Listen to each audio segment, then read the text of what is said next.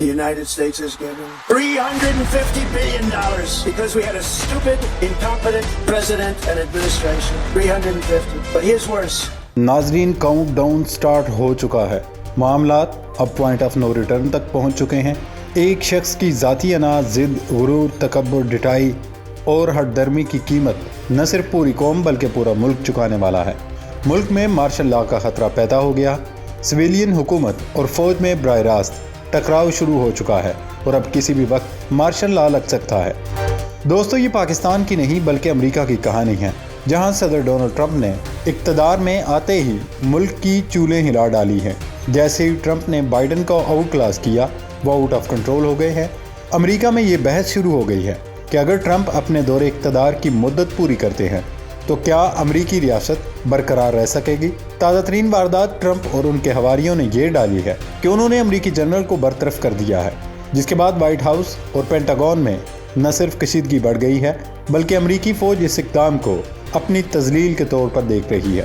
امریکہ میں پہلی مرتبہ فوج اور سویلین قیادت کے درمیان ایسی واضح خلیج اور دوریاں دکھائی دے رہی ہیں.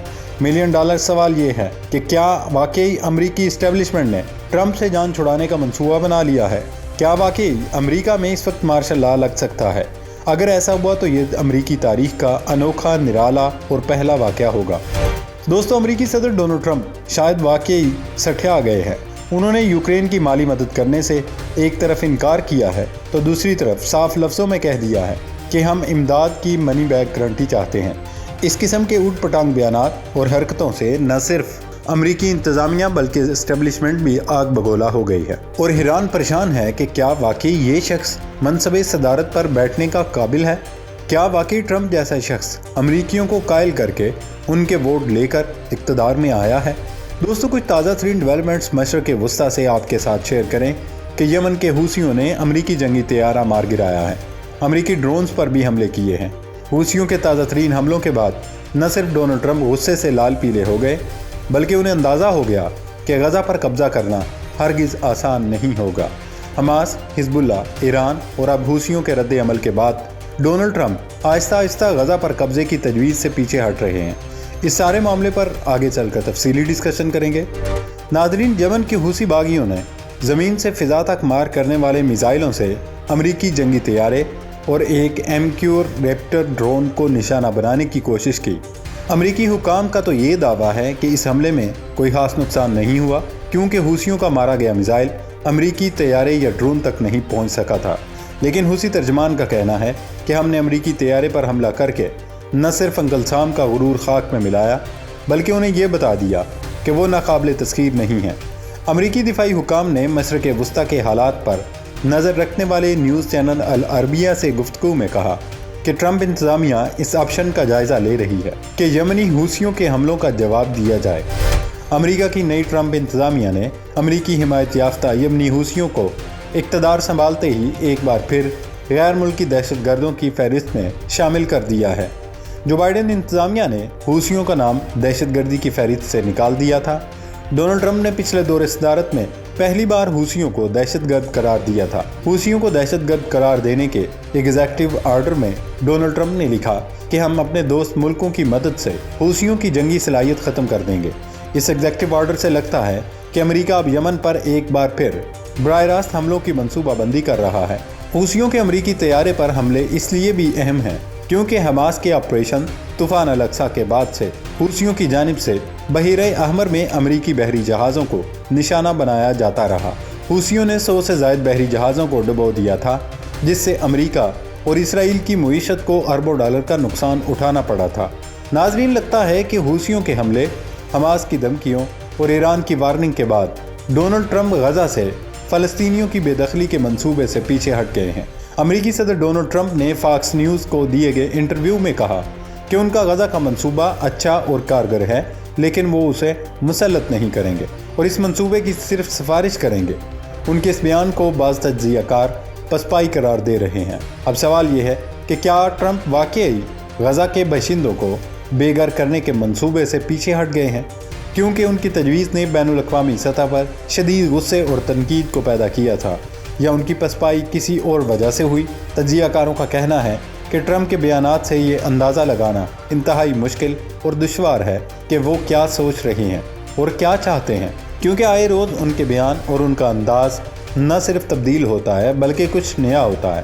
ماضی میں بھی وہ اس قسم کے بیانات داغتے رہے ہیں اور پھر اس سے پیچھے ہٹتے رہے ہیں، لیکن فی الحال یہ ہرگز نہیں کہا جا سکتا کہ واقعی ٹرمپ نے اپنا دماغ تبدیل کر لیا ہے اور وہ غزہ سے فلسطینیوں کے منصوبے سے پیچھے ہٹ گئے ہیں۔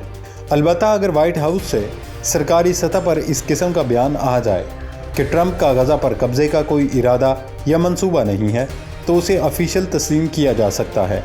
دوستو، ٹرمپ کے موقف میں تبدیلی کو کچھ لوگ ان کے اخلاقی پوزیشن کی کمزوری بھی قرار دے رہے ہیں۔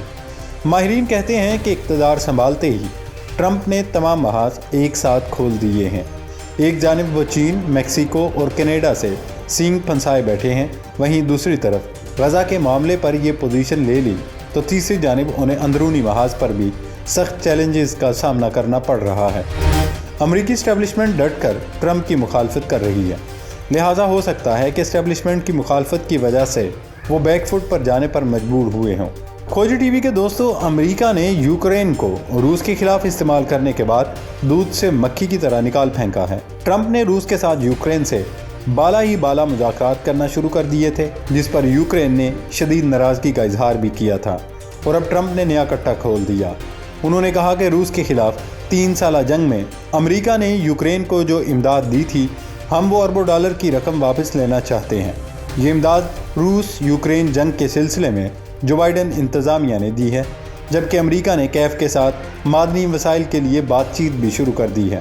ڈونلڈ ٹرمپ نے کہا، میں یوکرینی صدر زیلنسکی کے ساتھ ڈیل کر رہا ہوں، میں پیوٹن کے ساتھ بھی ڈیل کر رہا ہوں، اس لیے میں کوشش میں ہوں کہ امریکی رقم واپس لوں یا اسے کسی طرح بچاؤں۔ ٹرمپ نے یورپی ملکوں کی مثال دیتے ہوئے کہا، یورپی ملکوں نے یوکرین کو جو امدادی قرضے کی صورت دی وہ اپنی رقم واپس لیتے ہیں، لیکن ہم نے امداد ویسے ہی دے دی، اس لیے میں چاہتا ہوں کہ ہم ان سے تمام رقم کے بدلے کچھ لینا چاہیں تو وہ بھی ہمیں دے دیں۔ ڈونلڈ ٹرمپ واشنگٹن سے باہر ریپبلکنز سالانہ conference conservative political action conference سے خطاب کر رہے تھے۔ ان کا کہنا تھا، میں اس مردہ ہو چکی رقم کو زندہ کرنا چاہتا ہوں، واپس لینا چاہتا ہوں۔ میں یوکرین سے عام طور پر نہ لی جانے والی زمین اور تیل کا مطالبہ کر رہا ہوں، جو بھی ہم ان سے حاصل کر سکیں۔ ہم اپنی رقم واپس لینا چاہتے ہیں، تو یہ غیر منصفانہ یا ناجائز نہیں ہے۔ دوستو، ٹرمپ چونکہ ایک کاروباری شخص ہیں، لہٰذا وہ کسی بھی صورت اپنا نقصان برداشت نہیں کرتے، اور اب انہوں نے ہندو بنیے کی طرح اپنی رقم کی واپسی کا تقاضا بھی شروع کر دیا ہے۔ دوستو، ایک اور خبر آپ کے ساتھ شیئر کریں کہ ڈونلڈ ٹرمپ نے امریکی فوج کے chairman joint chief of staff general C Q Brown junior کو عہدے سے ہٹا دیا ہے۔ جنرل سی کیو براؤن امریکی فوج میں چیئرمین کے عہدے تک پہنچنے والے دوسرے سیاہ فام جنرل تھے۔ اس سے قبل جنرل کولن پاول 1989 سے 1993 تک اس عہدے پر خدمات انجام دینے والے پہلے سیاہ فام امریکی جنرل تھے۔ ٹرمپ نے جنرل براؤن کو عہدے سے ہٹاتے ہوئے کہا کہ وہ ایئر فورس کے لیفٹیننٹ جنرل ڈین رازن کین کو نیا چیئرمین نامزد کر رہے ہیں۔ جنرل کین عراق میں خدمات انجام دے چکے ہیں، جبکہ وہ امریکی محکمہ دفاع پینٹاگون میں بھی کئی عہدوں پر کام کرنے کا تجربہ رکھتے ہیں۔ جنرل براؤن کی ملازمت سے برطرفی پر نہ صرف امریکی فوج بلکہ پورے امریکہ میں ہی غم و غصے کی لہر پائی جا رہی ہے۔ ایک تو جنرل براؤن سیاہ فام جنرل تھے، لہٰذا اس معاملے کو عصبیت اور لسانی رنگ بھی دیا جا رہا ہے۔ دوسری وجہ یہ ہے کہ امریکی فوج اور اسٹیبلشمنٹ بھی ٹرمپ اور ان کے حواریوں کی ان چھچوری حرکتوں سے تنگ آ گئی ہے۔